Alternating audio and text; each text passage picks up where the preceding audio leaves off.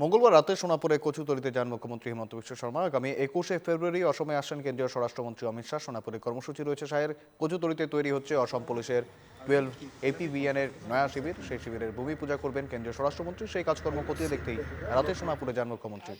का पूरा वहाँ पे ECI के साथ रहे sir. There are there too আছে sir.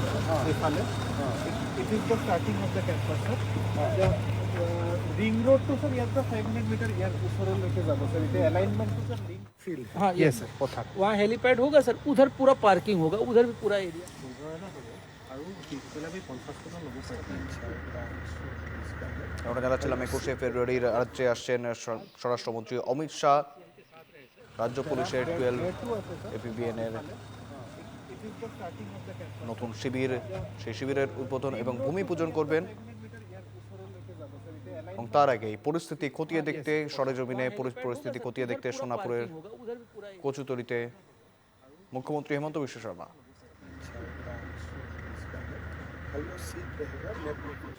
आज होम का पूरा वहाँ पे ECI के साथ रहे sir. there are there too